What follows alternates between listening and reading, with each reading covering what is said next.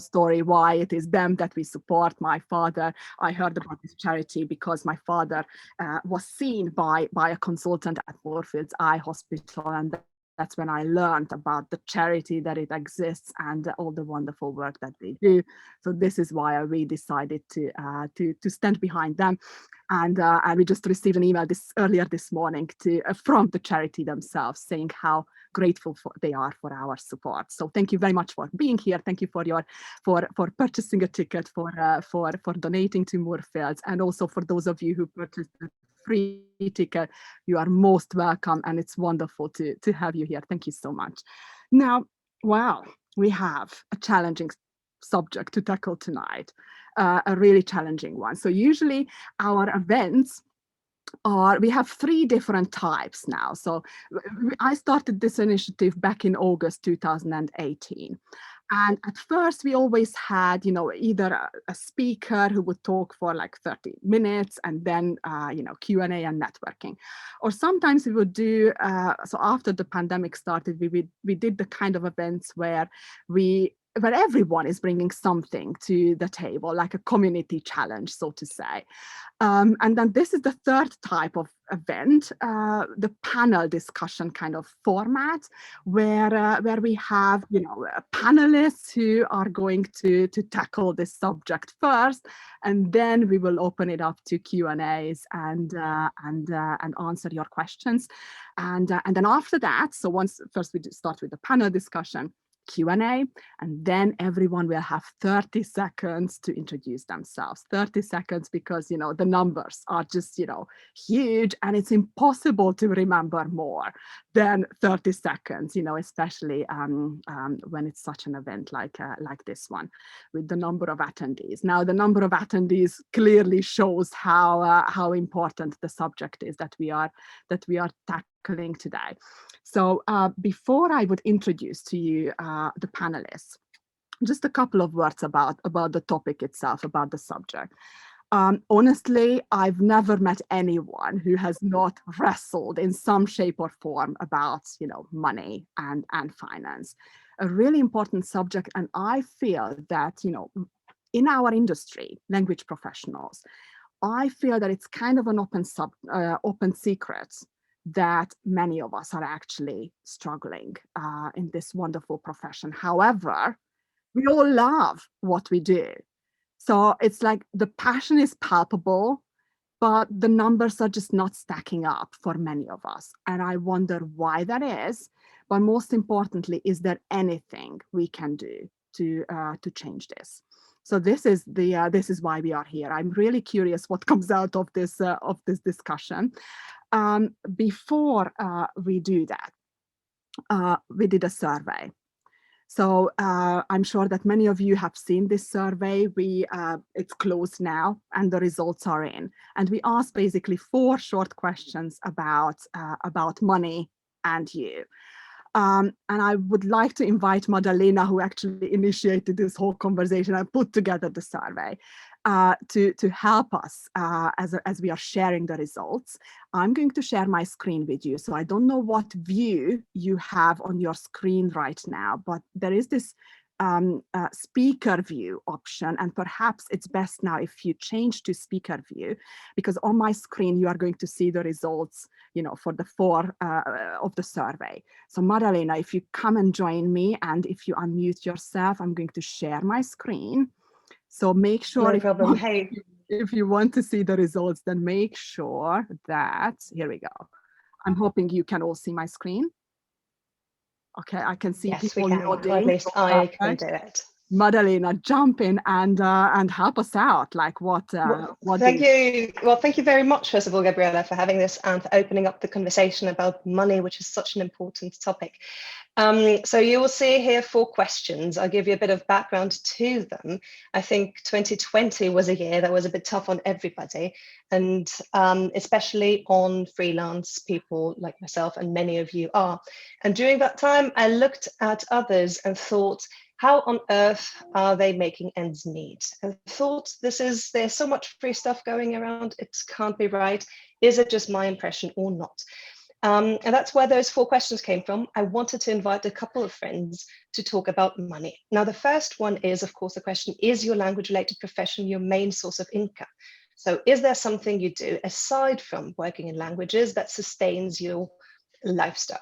The second question was, which of these most accurately describes your yearly turnover? We focused on turnover, so it's less personal. So it's just how much do you make as a company, as an individual, before deducting from taxes. And I mean, we can talk about the numbers in a second. They're shocking to see like that. The third is your yearly income from language-related activities over or under your country's average income. Means, of course, every country is a little bit different, but this is where you have the difference between turnover and income. How much of that money you're making is actually remains in your pocket. And the fourth is, okay, can we just look at the price range of products or services we offer? And you see, again, we have an array of different services, with the majority being in the lower categories. So those 4 questions were just to give us an idea. It started with those 12 friends of mine who were asked for a conversation. 3/4 didn't want to contribute because they felt this was too personal. And that's when we joined with Gabriela and try to bring it more public, to make it larger, to make it more anonymous, so people feel more comfortable, perhaps, or hopefully, in talking about this. Would it be? Thank you very much for initiating this conversation. And clearly this is not a representative survey or anything like that, but it's a brilliant conversation starter. So we had 52 people who answered these 4 questions, and we will publish this on our website. So once the event is over, then we will make sure that it's published on the website, and then we will also create a summary of the event. Now I'm going to stop my my screen share for a moment, so you will see these results and you will see everything published on the website as well. Now, one thing I forgot to mention, and I'm just remembering that I see that the recording is on. So we decided to record the first part of the event, if you are okay with that. I'm really hoping that that's fine. So it's just the panel discussion part, but once we are going into the private conversations and you are asking questions, etc., we will stop the recording. I understand that this is a sensitive subject, but we thought that at least the panel discussion part deserves to be recorded and then maybe shared in some shape or form.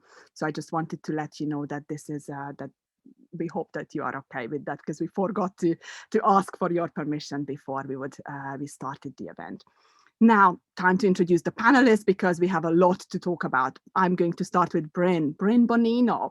So she's joining us from the US. She's a branding consultant at Backstory First, where she guides micro business leaders to use their own personal backstory as a branding tool. She's also a former language specialist. We will hear her story, why she's a former language specialist. And she runs Make a Leap, which is a website where she interviews language educators who made the leap from being a teacher to being an entrepreneur. Eloise Leeson is here in the UK, where I am also in England. She's a trained linguist and communication specialist, and she founded her own company, Olim, after she worked with big brands like Deliveroo, Brewdog, and Edinburgh Gin. She helps businesses to, I love this sentence, to close the gap between what they think they are saying and what is actually being received by their customers. I think it's genius. And then Madalena, who initiated this whole conversation. She's joining us from Germany, from Frankfurt. She launched We Live Languages, and they are helping parents raise bilingual children. She launched this business back in 2016 after she graduated from Google Campus's startup school for moms. She is a mom of 2 young children under the age of 10. I think the oldest is actually 10 years old, if I'm not mistaken. She's native trilingual and has a background in design. And I'm also going to join the panelists, guiding the conversation, asking questions. And then when my time comes, I'm also going to introduce myself in the intro pitches. Now, let's get started. And I think it's best perhaps to start with Bryn. Because, so Bryn, you are someone who is a former language specialist. So basically you had a taste of this in Rome, and you were shocked by the low pay rate that teachers were receiving. Can you just share your experience? So what did you see? What was that about? So I'll share my experience in a vignette. I learned that I am eligible for Italian citizenship, and I thought it would be so much easier if I were living in Italy to pursue my citizenship. So I applied for a couple jobs as a teacher and then working as a trainer in a couple different schools in Rome. The salary that I was offered at one school was 12 euros an hour. And I have 10 years of experience as a language teacher, and I have a doctorate in education. So I asked why. And they said, because you've never taught here before. And I kind of had that experience in a couple different schools. And so that's why I started Make a Leap. I wanted to know what the landscape was and what people's stories were and how they were making it as language educators. And it's been really interesting what I found. Well, I mean, we can't wait to see what you found, but let me go over to Maddalena as well. So Maddalena, you run a language consultancy business, and so you work with parents, helping them, raise bilingual children. And from what I understand, you also have similar experiences to bring in terms of, us language professionals charging whatever we are charging. So what's your take on the story? Yes, so I work in the space of this old space of consultancy and bilingualism.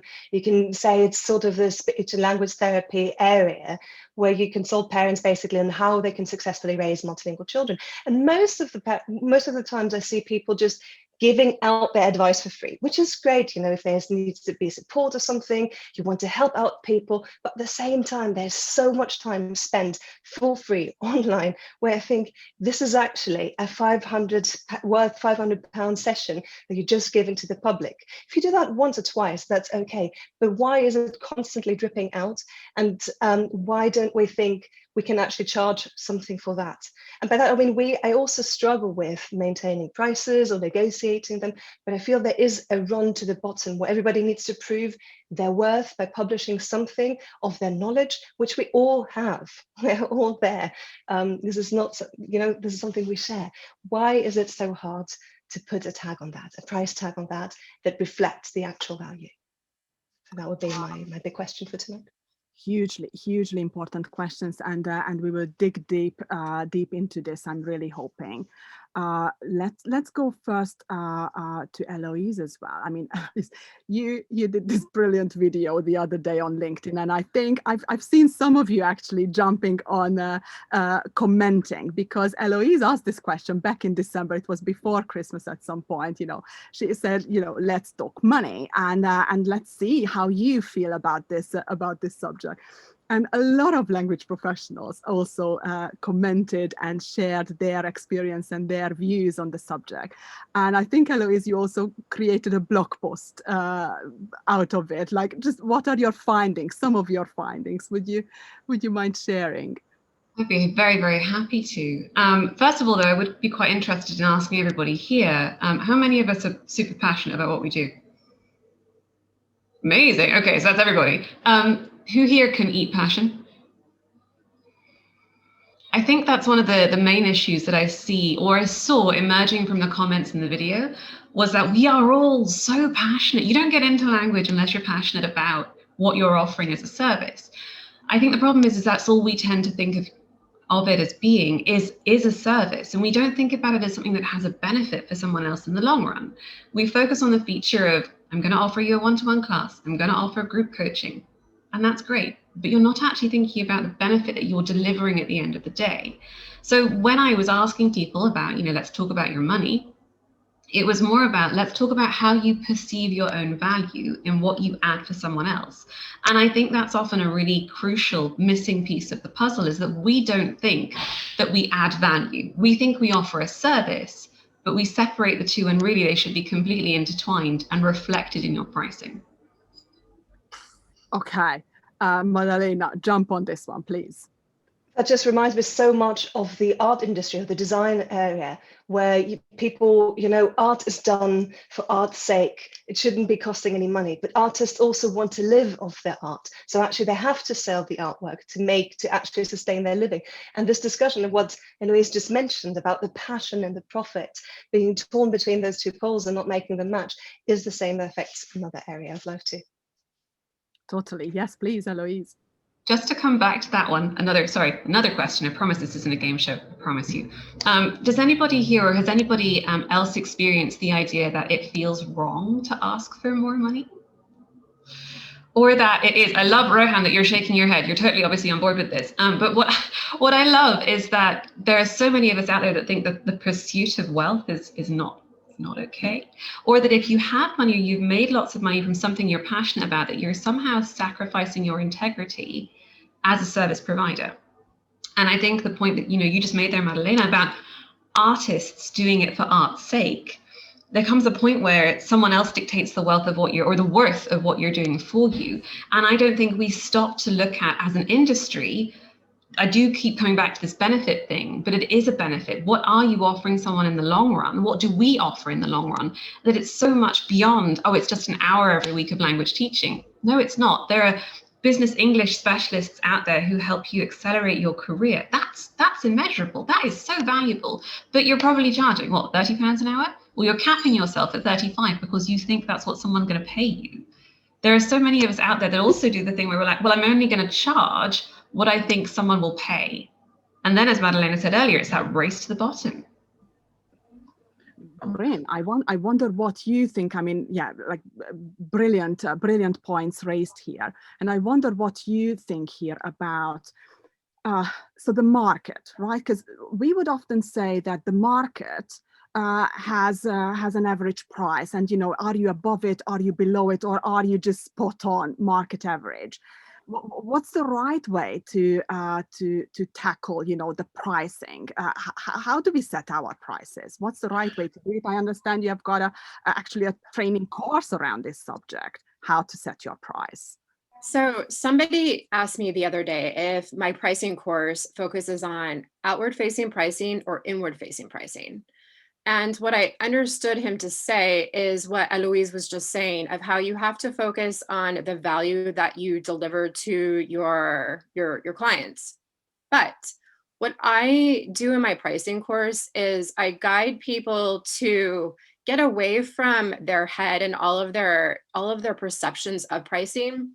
And I ask them to figure out how much it costs them to live their lives and run their business. And then if they offer a service, think they have to run their business and offer the service. So estimate that you can work about 20 hours a week doing your service. Given those time constraints and the constraints that you have to live your life, I have a spreadsheet and then a course on how to use the spreadsheet for how to figure out exactly what you need to charge. And what I found is that if you are, let's say you need, for example, $100,000 a year or euros a year, if you put in all of the taxes and then all of the expenses that you have for your business and your life, you're going to have to charge about over 100 euros an hour for what you do.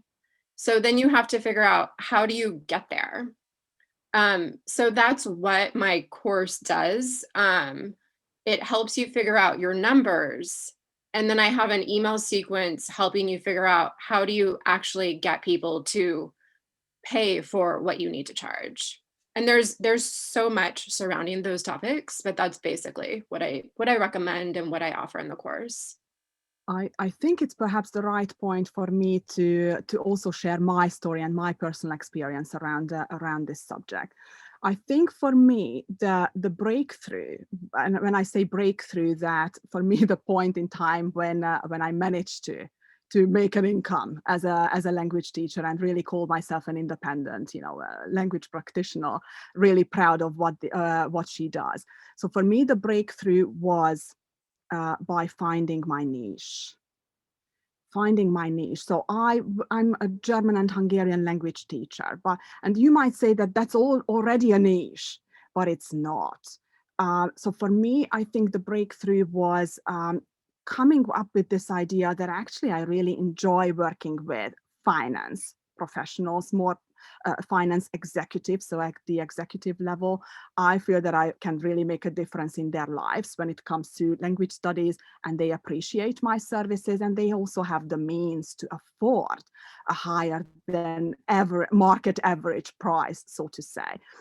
My clients pay me upfront, and I'm at the higher end of the bracket when it comes to charging. And I honestly believe that for me it was the niche, defining this specific niche and owning it, so to say, in the German and Hungarian segment. It makes me so confident, and I no longer have this internal security around, oh, maybe I'm charging a bit too much actually, because no one charges this much.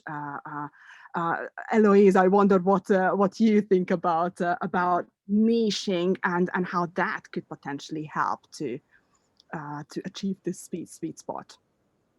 I think when we talk about niche, what we really mean is about authority. And I think that people pay for authority. A niche is nice because the idea is it's deep and there isn't going to be a huge amount of competition in that field. When we talk about niching in terms of being authoritative, that's when you can really speak with power. And not to sound like I'm going for this Miss World Award, but there is something really valuable about knowing from a place of authority that what you do is going to have a massive impact on the person you're doing it for. So you do Hungarian and German language education for finance professionals. I can't even begin to tell you the value and the difference that'll make for someone's career if they operate in those sectors, let alone yours, Gabriella. So when it comes to finding a niche, I think really what we should be talking about is how do you develop a sense of authority? And you develop a sense of authority by becoming an expert in your field. And that's when you get into the whole content creation, demonstration of authority, but really knowing your stuff. There's absolutely no substitute for it. I can see we have Nathalie Denon here, who's obviously got an incredible business, and she spoke at the last event that we had. And again, speaking from that place of authority, when you share that knowledge with other people, granted, you're not doing, as Madalena said earlier, £500 an hour several times a week. Once or twice is great in terms of sharing that expertise. But when you become known for what you do, you can command a higher price. But you also have to be really confident in that worth for yourself. I mean, has anybody ever felt queasy? I know I definitely have when setting my prices. I'm like, there's no way someone's going to pay that. But actually, it's about finding a real sense of confidence in you that you are worth what you're charging. And I think that collectively as an industry, we do tend to think that what I'm doing is it's not an urgent need for someone, but in actual fact, it really might be. Madalena, jump on this one, please. No, and also to continue that thought further, another way of looking at niching down is selecting your clients. So instead of just going out and basically saying, oh, I'm going to be just focused on that, figure out who will be yours. So we don't have to be liked by everybody. It would be wonderful if it's possible, if we can just have this little, find this nugget, find somebody, some people call it fans, that can support you. That would be just as an add-on, just a different perspective on the kind of niching down. That helps. I want to add to that as well. In my work as a branding strategist and a content strategist expert, I have a lot of people coming to me saying, I've written so much content, I've written so many blog posts, I post every day on social media, but still I'm not getting anything from that. What I recommend to them is think of your own business brand as a character in literature. So they're a two-dimensional character, and that's your brand persona. And then think of your audience as a character in literature as well. How would you as a character speak to that character? That way you get very specific on how you niche down with your brand and what niche of your audience you're speaking to. You might have people that are not that character, that literature character, that want to work with you, but that's okay. When you speak exactly to one person, you'll get the people that want to work with you, they'll come to you. and they will pay your prices because they see the value in what you offer. Eloise, please. So just on the back of that, I completely agree with everything that Bryn said. But I also wonder how many of us have a strategy around business growth, because you can't have the money conversation without also talking about the sales. God, she said sales, without the sales part of the business. And I don't know anyone that hasn't, unless you're a very rare and lucky creature, hasn't struggled with the idea of selling something, either because as language professionals, we don't think that we could sell a service, and we don't think about how do we strategize with purpose and deliberation about finding those customers that Bryn's talking about, finding those customers, as Madalena was saying, that are going to be the right people to consume what it is that you're offering. So unless we have a strategy and a real sense of purpose and concrete metrics to get us forward in terms of our business, that's passive strategy. It's not a strategy. It's kind of you're using a wishbone where your backbone should be. And ultimately, you need to have something that is going to, week by week, month by month, in those wonderful little increments that don't feel too awful when you do them, get you to the business goal that you want to have, you want to achieve. And we don't think about that in terms of growing a business when you're in the kind of the messy middle of it every day. But I honestly think that yeah. So when I say finding the niche and all these things, it's actually, I would not have been able to do this on my own. It's really down to business education. So Natalie Dannon is here, exactly one of my my favorite business coaches and mentors who also works in this field.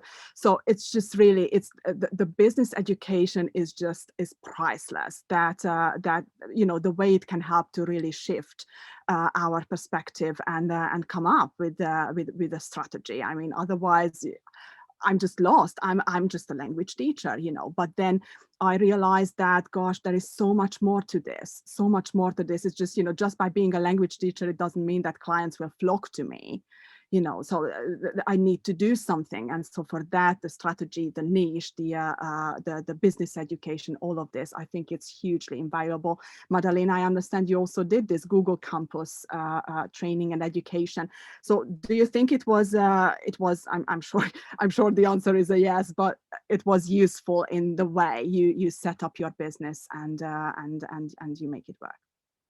So yes, definitely. It gave us also a lot of product ideas and ideation techniques, also on the business side. What I thought of spontaneously when listening to you was also the question of how much of an image problem does the language industry in general have? Because if you think of finances, we immediately, we're happy to pay an accountant a huge amount of sum. And to be honest, I don't know what they do. But when it comes to languages, all of a sudden, everybody thinks it's the lower range. And I wonder why. So where does this association with language, because we all have it, or because we can all speak it? I mean, we can all walk. We don't expect everybody to be an athlete, but with languages, something is there that kind of blocks people from actually perceiving it, generally speaking, and hugely generalizing, of course, as something valuable and something businessy. So somehow back to the point Eloise was making earlier about the passion is kind of contradictory to profit, is not something that we kind of perceive as being the same, or we taint one with the other. I don't know. I don't have the answer. I'd love to know what other people think of this, and etc. So, Bryn, do you have anything to add to this? So to the point of why is language not, why people don't seem to value it and think that we all don't deserve to be paid for our languages. I have no idea why it's like that. I could say a couple of reasons of why I think it is. But tying into what Eloise was saying about sales, I'll just say that I'm a person that I don't like kind of pushing myself and pushing my products onto people. What I have found so helpful is setting up my website so that I have my services packaged in more expensive packages, a medium package, and a less expensive package. And then I also have products. So if people want my knowledge base, but they don't want to pay my service fees, then they can pay less money and get my one-off products that I don't put all my knowledge in. I put maybe a quarter of what I know, but it is what they can get, and it will really level them up. And then it drops them off at a point in knowledge that then I can easily pick up in my service. So they'll see the value in what I do in my higher dollar service after they do my asynchronous courses. So what you are describing is basically productizing, right? Like Yeah. services. So And rather it's- than just doing the hourly rate kind of thing, which of course we kind of have in the background, but still somehow creating products. Yes. And when I set up a shop page on my website that explained the problem that I solved, who this was best for, and what outcome you can expect, I did not have to spend a lot of energy selling, or I had to spend a lot less energy selling. People were coming to me, they were ready to talk to me. They came with questions and they were already excited. And it's because I already told them who this was for. They self-qualified and they were excited about the outcomes that I said they could get. So I had the copywriting and the images doing the selling for me in a way. Makes sense. And I also like to so to say hide behind my website. It does the talking, and if it's good, it really does the talking, and it almost does the sales as well. No one can buy from me through my website. They can just contact me. But once they contact me, I feel that they are qualified leads where I'm happy to share that, yes, this is my price and take it or leave it. Eloise, I wonder what your take is on this, especially, what is it about languages that is somehow not perceived as valuable? Well, I think it's because languages can be difficult to measure. Don't we always think of those very, I see so many nods, it's amazing. But we work in an industry that is by nature subjective. So one of the issues with commoditizing a subjective entity is that it's really difficult to say, by X point, you will have Y making Z. It doesn't work that way. And what Bryn made there was such a wonderful point, that the leads she has through her website are excited about the outcomes of what is going to happen from working with her. Let's make subjectivity our superpower. I'm not saying that you can't sell on, you will be able to have more meetings further down the line in this chosen language that you want to learn, or your business English is going to improve, or this translation service will accelerate your business. What I'm saying is that you need to get people excited about the benefit of working with you from an emotional perspective. And one of the most important things we forget is that we sell on features here as language teachers, as translators, as interpreters. We sell on features. We sell on, I will do X. I will have, as I mentioned earlier, I'll have a one-to-one session or a group class. We don't think about the long-lasting benefit of working with us, and that is where your pricing can go through the roof, because all of a sudden what you're offering is invaluable. Take, for example, a German teacher who is going to give you the opportunity, not the opportunity, but the ability to go and order Kaffee and Kuchen somewhere in Germany all by yourself. You're not just opening up a dialogue, you're opening up a whole world of culture, a whole world of communication. Now, correct me if I'm wrong, but last time I checked, accountancy can't do that for you. So as far as I'm concerned, we need to raise the bar as an industry from a self-esteem perspective to say, actually, you know what? This is going to have an incredible impact on the rest of your life. And frankly, that's worth paying for. And I think that that once we do that, I think, or how can we do that? I think if we can get more creative in our marketing, in the way we show up in the online space or wherever we show up and talk about what we do, and rather than just saying, I'm a translator, I'm an interpreter, I'm a language teacher, like how else could we pitch what we do in a more enticing way? Because I think this is the question I keep asking myself. What can we do to make people want to, okay, in my case, learn languages, right? In a translator's case or an interpreter's case, it's a different question. But for me, it's what can we do to make people want to learn? So rather than feeling the need to learn, what can we do to make them want to learn?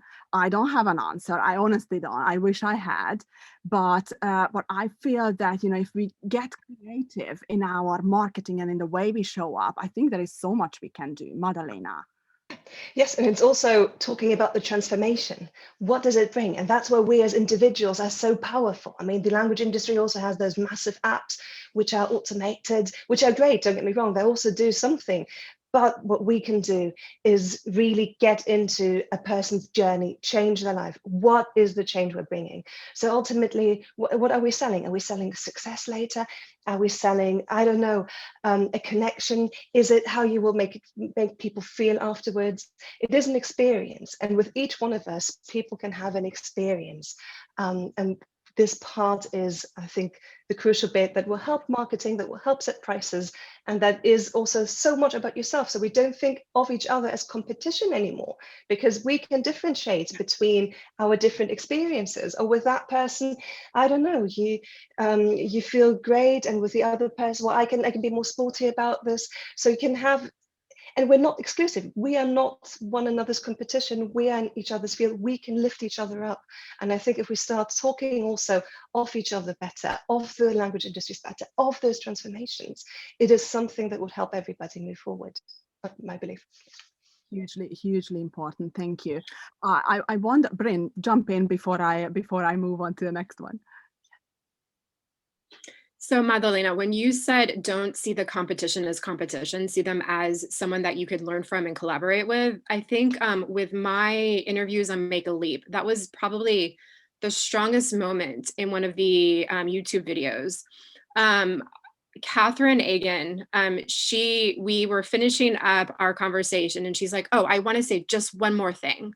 And she said, do not see the competition as competition. See them as someone you can collaborate with and grow with, because her point was that she was going to networking groups and she was an English teacher. There was another English teacher there, but she taught business professionals and this other English teacher taught little kids. What she ended up doing, and you guys can check out the interview because I might not have the details correct, but she ended up forming a mastermind group with teachers in her area. And that's what another group of teachers did. They formed mastermind groups. They got in contact with each other and they started meeting up twice a month to see how they could solve the common problems that they both face. And then there was something else. So creativity is what I found is a common thread in the interviews on Make a Leap. The teacher entrepreneurs that are the most successful have found a way to brand themselves in a way that they don't sound like anyone else. Letizia, I forget her last name, but she's the second to last interview that I have on Make a Leap.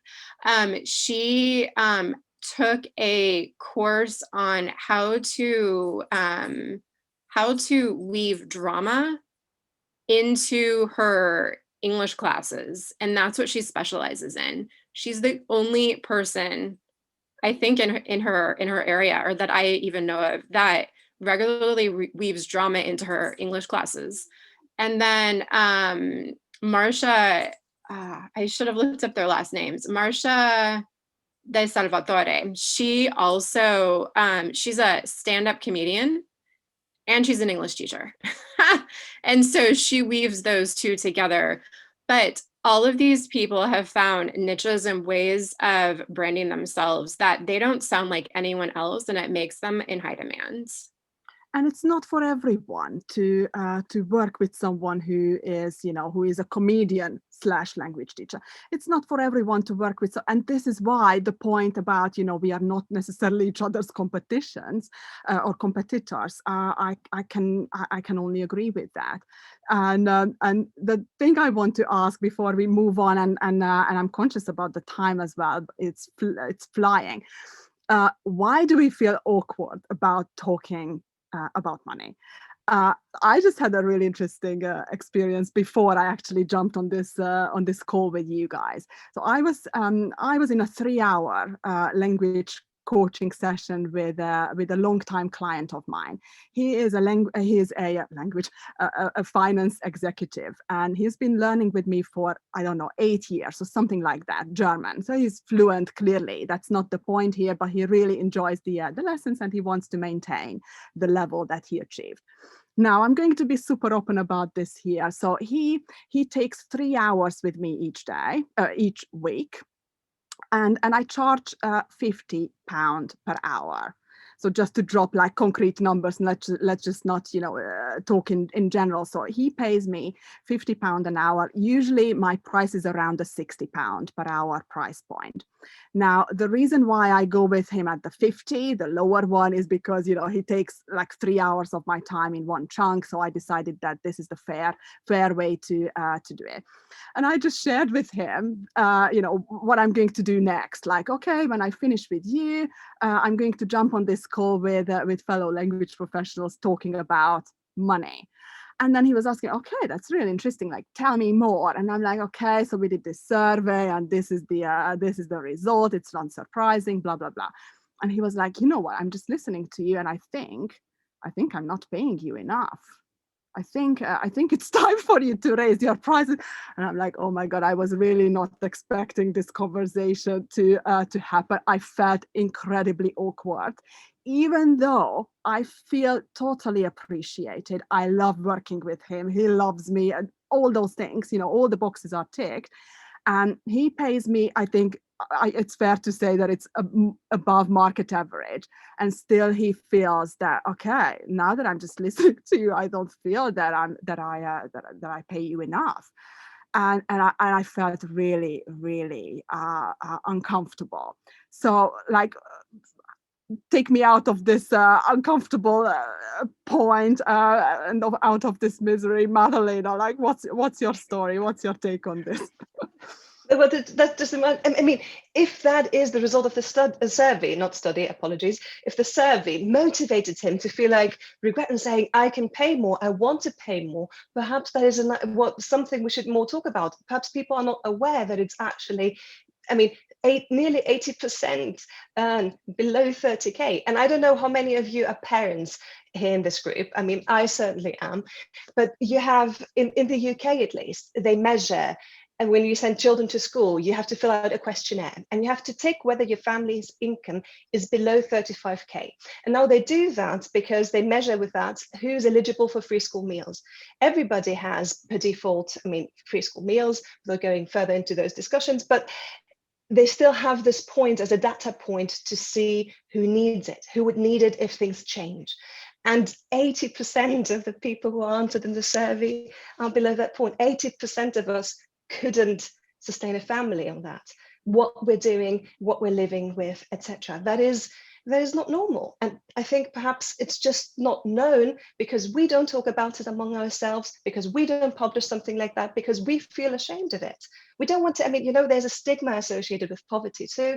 And we don't want to show that we are actually in this kind of dire situation, because that might kind of affect our prices and then we have to go even lower. No, we need to have something that kind of breaks us out of this. But 80%, really, 80% of those respondents, breaks my heart. Eloise. So Rohan this evening has made some really interesting points about what we value in terms of English, either as a second language or speakers of another language, who come to a monolingual culture. And I think one of the biggest issues that we have in a monolingual society is that we don't put a value on people who speak other languages. There's a very arrogant assumption that if you speak English, then everyone will understand you. And everyone's had that horrible experience of going to another country and having an English-speaking person shout louder at them in English in an attempt to make them understand. And on behalf of everyone who speaks English, I'm so sorry for our obnoxious behavior. But what I think is really important that Madalena is saying is that, collectively, there's a cycle there around not valuing language as a skill, not valuing the kind of the intersection of culture and community that having different languages in a country can bring. And I think that is nowhere is that more clearly represented or symptomatic in terms of the number of people that could not, in theory, support a family, in theory, couldn't actually support a family on the median income that apparently being a language teacher or being involved in languages provides. And I think that's fairly damning. But I suppose once you have more awareness of what's going on, we can hopefully, as an industry, do more to stand up for our own value. And I think that when, I think someone, maybe it was yourself, Leslie, earlier, said that a rising tide lifts all boats. And the more we stand up for ourselves, the more collectively we stand up for our industry. And if we don't value what we do, who else is going to? You know, I really think that it begins with us, and it begins with us championing one another. You know, as Bryn said earlier, is that what can we share with one another? What can we do to collaborate? That's why an event like this is so wonderful, not just for the, you know, the fantastic networking opportunity it provides, but it's a chance to see that you're not alone. And I think that being a language teacher can sometimes feel really lonely. And I don't know if anyone else here has experienced that, but certainly you can feel like you're in a silo on your own, and that because we don't want to talk about the taboo of money, you know, we don't want to share that with one another. But I had a personal trainer recently ask me for £80 an hour for a personal training service. So if someone can go out there and make you sweat for an hour, and frankly not feel the benefit afterwards, you can go out there and ask for £80, £100 plus whatever it is. But it has to begin from within with us, definitely. I think this is okay, Bryn, and then we will move on.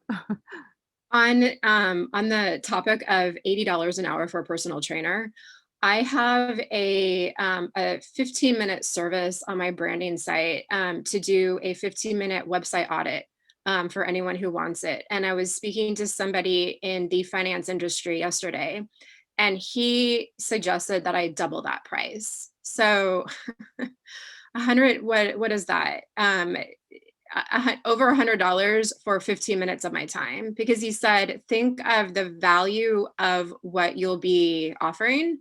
Or what you'll be delivering. But I also think that we can talk all day long and think all day for years about seeing our own worth.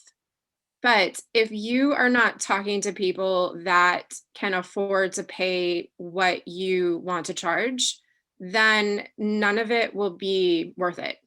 So think of what industry you can talk to and get into where they will pay what your worth is. Just an example, and referencing the fine art world that we talked about earlier. So the photo behind me, I took it last time I was in Portugal. I took that photo in 2 seconds and then I printed it off, and it cost me like $30. If I took that for somebody, and that was the person who bought the photo from me was that woman in that photo, I could probably charge $1,000 for it, for a big wall art. So just think of, what value are you delivering to these people? Is it $30 or $1,000? So your language services are customized for your clients. They can't get that easily from anyone else, and they can't do it for themselves. No, I think Eloise, jump on this, please. I'm so sorry. I realize I've been speaking a whole bunch. But just on that note, Bryn said earlier about thinking about what distinguishes you as a language professional from anybody else in your field. And I'm sure that most of us have testimonials here from happy clients. That's a really great place to start building a Venn diagram, for want of a better word. So think about all the things, go back, find your smile file, all that amazing feedback that you get from people that really makes you feel incredible, and put that on one side of a column. Then put down all the experience and value that you add, whether it's your degree, whether it's your PhD, whether what it is that you're offering, your experience that you've had, and find the sweet spot between the two, because that is the thing. Your experience in that sense can't be replicated. So it's a really, really good way, if you have no idea how to start finding creatively that niche for yourself, that's a really nice place to look. And I spotted in the chat earlier, we need to get away from the hourly rate, and I could not agree more. If we stay with an hourly rate, there's only so much you can do, and also you've commoditized your time. What you need to maybe think about offering is, as Bryn said this evening, is it a package deal? Is it a productized service? Is it a variety of different services? Is it a 15-minute consultation? Really get creative with what it is you can offer, and you'll find that there are suddenly there are so many more avenues opened up to you in terms of how you can make that money. And don't be ashamed of wanting to make money. The more money you have, the better choices you can make, the other things that you can support, the local businesses, the causes you believe in. Money is an energy, it's a fuel. And we need to use that for as much good as we possibly can. So don't be ashamed about wanting to make bank. I think if we were more proud about making bank, we'd feel better about how we were going to spend it. So yeah, that's me off my soapbox now, guys. And I also think that clients appreciate you. Like okay, when you say that, okay, this is my price, You have to pay up front, or whatever the rules of the game are that you want to work with. They, the first the surprise, oh wow, that's quite interesting. Okay, that's unusual. But then, okay, they get really curious, and they get proud of having you as their language service provider, their language coach, whatever. So it makes them really curious. They want to find out more. Okay, this is her price. Wow. Okay, let's have a look behind, like what's happening here, because this is clearly something unusual. So the price can make it exciting. And perhaps one more thing that we haven't mentioned before, when we invest into something, we take it a lot more seriously than just a free or a cheap whatever it is. So again, back to the value and the investment. I always find that whenever I invest heavily into something, training, I will definitely show up, and I will definitely take that thing seriously, because I just can't waste that much money. So again, this kind of mindset, I think this is the right point. I'm conscious of the time we have. Still, we want to do the networking bit, and we want to do this and that. What we want, and we also want to do Q&A a little bit. So Ludovica, perhaps this is the time where you can collect, so all those questions that you collected. I don't know if there are any questions from the participants. I understand that Eloise answered some of them. I've got some questions here, like quick fire. Madalena, for example, any advice or tips for how to handle raising our rates with an existing client? What would you say? With an existing client, repackage your product. So add something to the product that makes it a little bit different, so you have a reason for raising those rates. Or if you have an ongoing service, copy what the nurseries do. They write into their contract a yearly 3% or 5% fee, because if you keep your clients over 10 years and they're the same and you keep paying the same fee, I mean, inflation makes your money it makes you lose money on that. So put in the contract something like, if you don't want to be fancy about it, just a little clause of rise with inflation rates, minimum. That's a good point. Or expand products. Yeah. Thank you. Eloise, one for you. Do family and friends deserve a discount? I think it depends on the service you're offering for family and friends and how much you love them. I think if anybody should be valuing your services, it is your family and friends. And as long as they provide a reciprocal discount for you and it feels right to you, crack on. If they aren't and they don't, stand in your value. I really don't think that just because somebody loves you to bits, and I'm sure they do, there's nothing wrong with standing up for yourself and explaining this is how you make your day-to-day living. And if they value that and they value you, I'm sure they will respect and understand your choice. Bryn, one for you. 1 second. Which one is it? Yes. What do we say when a client starts to negotiate? Don't even go there. With your services, you don't negotiate. What I say, so I can tell in my conversations when somebody thinks I'm too expensive. And that's why I have those products. I have asynchronous courses that people can take, and I have ebooks that people can buy. And then I have a blog with a whole bunch of free content. But then going to what you said earlier, Madalena, all the free content that's out there, don't give away how you do what you do. Talk about why what you do is important for free, and then talk about the outcomes for free, but don't give away how you do what you do. So those are my thoughts about negotiation. Don't do it, and then offer products that are cheaper that those people can go to. Love it. Madalena, yes, please. I just remembered something from my days in photography. I was given the tip. So, in photography, you get paid for the shoot and you have usage fees. So people said, fix your production value and negotiate on your usage fees. So you have the bottom line. So you know what you can expand on. So 1 year, or we'll make it 3 years, but you're sure you get this basic salary to begin with. So you have a limit somewhere. Know what you can basically expand on. That's just a thought that came. And let's stay with you, Madalena. What to do if we have a really good client, but you know that they can't afford a certain amount of money? What do you mean? So do you want, so they can't continue with a product that you're offering? So you need to either decide whether you want to discontinue the product or you want to keep it in line. Perhaps that would be a point where you can say, okay, I need to let you go or something. That is a moment to say goodbye because you have to focus on another person. You can, I mean, you can give them a goodbye gift. You can make them a hamper. You can pamper them and say thank you for that. But ultimately, you need to make sure that you earn your money. It's business, not friendship in that sense. Eloise, yes, please. Just to add to that, I think if you love a client and you really enjoy working with them and you have a good enough relationship, there's an opportunity there to open up a conversation around how you as a business person want to really make sure that they're getting great value whilst you're also receiving a reasonable amount of pay. To that end, there are a number of different things that you can do. It might be that you do a phone call at another time that fits into your diary. So if you have a window of half an hour when you want to go out and get a walk, get some fresh air, work-life balance, and you can take that call for the same fee for slightly less, think about, as Madalena said earlier, how you can repackage that offering. It might be offering 45 minutes instead of a whole hour's class for the same rate, and explaining that they'll still get all that value for a price they can afford, but this is just going to work a little bit better for you as a business person. That can feel like a horrible conversation to have because we care about the people that we work with. That's a lot of the reason that we're in this industry. But at the same time, you really need to think about how you can make sustainable business decisions. And then if it looks that you can't continue to keep that client moving onward, think about how you could maybe make it more of a remote opportunity. Is there someone else that could look after them better?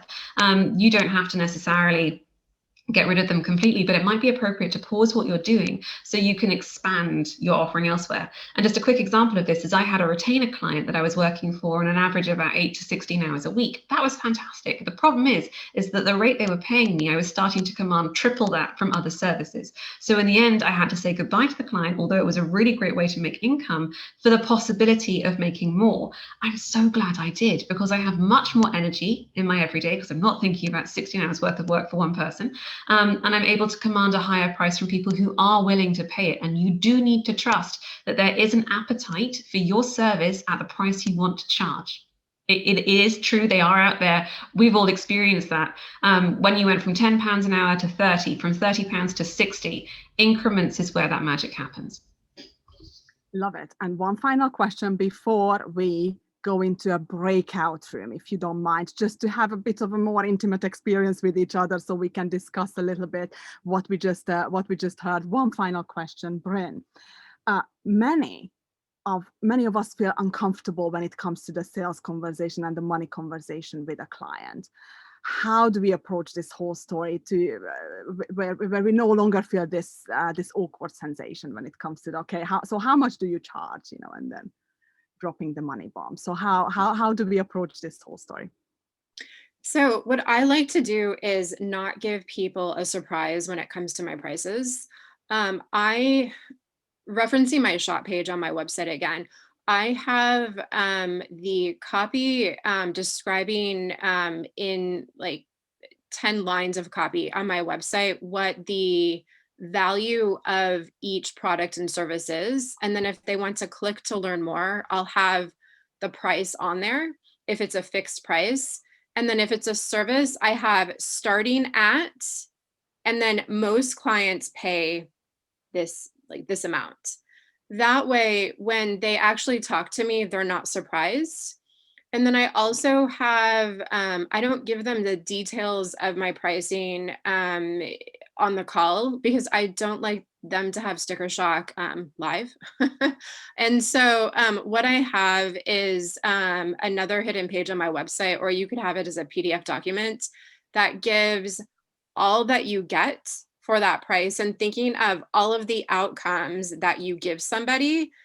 And I would also, I'd also like to add, think of the philosophical world of values that you're tapping into, because that is something that connects all of humanity. So think of the way that you envision the world and how you'll help your clients get to that point in the world too, and then say your price. So then what you're offering becomes priceless. You'll get them so excited about the outcomes that you can give them, and then say your price. And then another thing that I've found helpful is make it easy for them to pay you. What I have are links for people to pay automatically. And then if they are working with me on a larger product, I'll have it be a recurring fee that just comes out of their account. And I say you can cancel at any time, but that makes them more comfortable around the whole money and pricing issue. Ladies and gents, I think this is the time to go into the breakout rooms to discuss what we have heard. And I would encourage you to, well, as we are going into the breakout, how many people? 38, 40-ish, something like that. So I will say maybe 10 or maybe 9 breakout rooms. So I'm going to create those breakout rooms. And here is the question to discuss with each other.